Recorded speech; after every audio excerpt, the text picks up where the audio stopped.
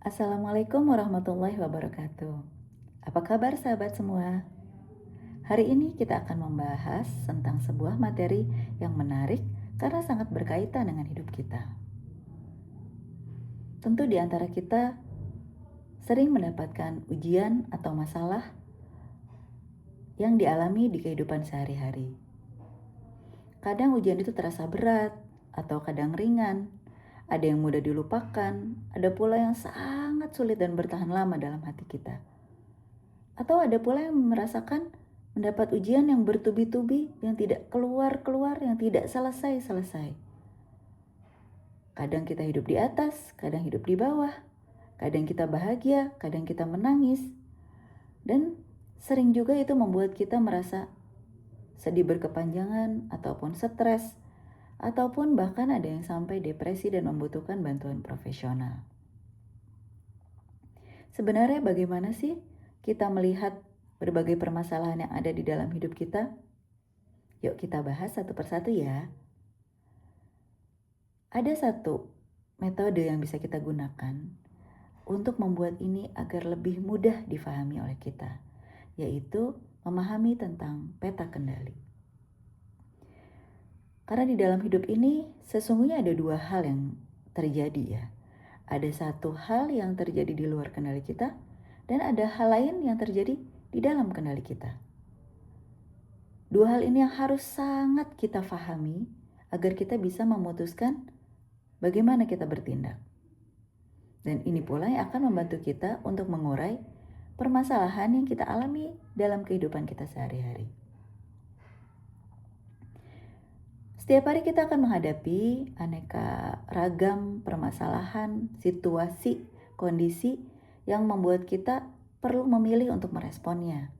Nah, disinilah kita perlu melatih diri kita untuk bisa memetakan mana yang ada di dalam kendali kita, mana yang ada di luar kendali kita. Misalnya nih, hari ini kita mau berangkat buru-buru ke kantor.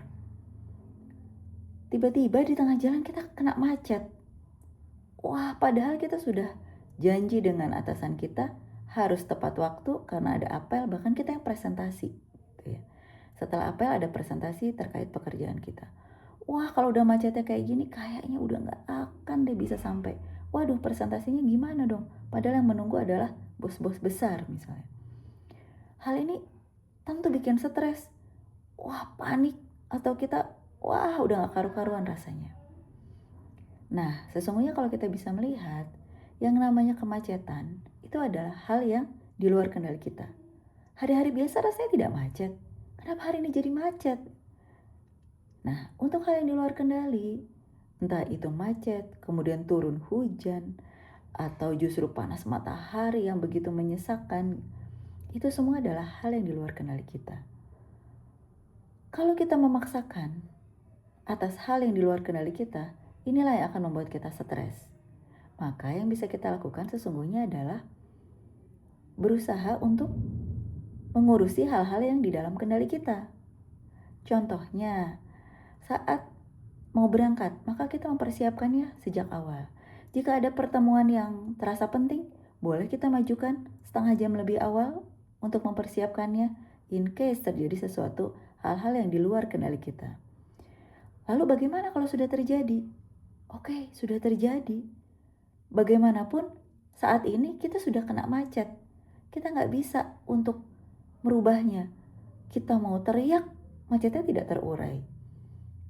Kita mau mengomel-ngomel, tetap juga kan masih macet. Maka kita perlu pikirkan mana hal yang di dalam kendali kita.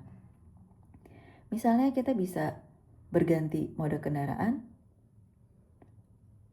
ganti naik Gojek misalnya motor gitu ya. Atau kita menelpon atasan kita, memohon apakah ada kemungkinan untuk dimundurkan pertemuannya. Atau dimulai tapi online dulu, ya itu ada resikonya masing-masing. Tapi inilah latihan untuk membuat hal-hal yang masih ada di dalam kendali kita, itulah yang kita lakukan dibanding kita memikirkan hal yang di luar kendali. Atau kejadian besar, misalnya kita kehilangan orang yang kita cintai, meninggalnya ayah atau ibu kita. Rasanya dunia runtuh seketika. Rasanya kita tidak punya lagi orang yang akan melindungi kita. Kita tidak ada lagi tempat untuk bersandar. Kemudian kita terpuruk sampai tidak punya tenaga untuk bangun seminggu, 2 minggu, 3 minggu. Kita tidak bisa beradaptasi dengan kondisi yang sangat kita takuti, yaitu kehilangan orang tua kita. Padahal itu adalah takdir, itu di luar kendali kita. Ada kehidupan yang harus tetap berjalan, ada anak-anak yang menunggu kita, yang akan bersedih tentunya melihat kita terlalu lama mengurung diri di kamar. Padahal itu adalah kondisi di luar kendali kita. Maka yang bisa kita lakukan apa? Kita bersabar, kita berdoa, kita menyerahkan kesedihan kita kepada Allah. Qadarullah wa masya'a. Jadi semua hal yang sudah ditakdirkan oleh Allah, itu kabar baiknya adalah kita tidak akan dihisap. Maka kita tidak perlu pusing dengannya. Kita dizolimi oleh orang lain, kita ditipu orang lain, kita disakiti oleh orang. Rasanya ingin teriak, rasanya ingin marah, rasanya ingin menangis, kecewa. Tapi itu di luar kendali kita. Perilaku orang itu di luar kendali kita. Yang ada di dalam kendali kita adalah bagaimana kita meresponnya. Seorang muslim terlahir dengan kenikmatan.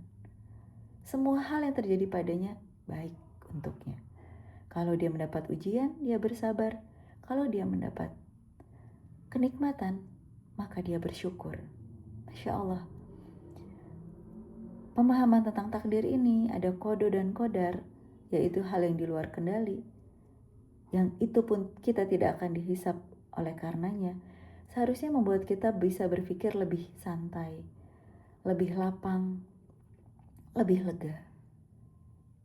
Nah, yang perlu kita perhatikan adalah bagaimana kita mengendalikan hal yang di dalam kendali kita.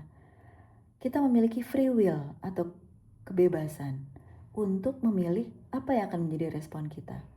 Memilih bagaimana kita berpikir, memilih pikiran kita, memilih perasaan kita, memilih tindakan kita, memilih ucapan kita.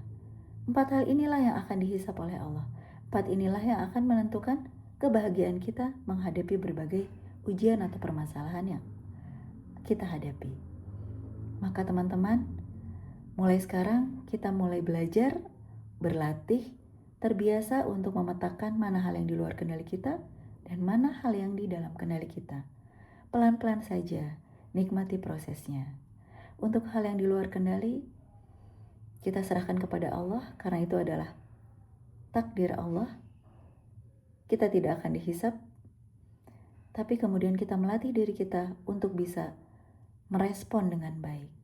Antara kejadian dengan respon ini ada jeda, ada tahapan untuk kita memilih bagaimana kita akan melakukan respon tersebut.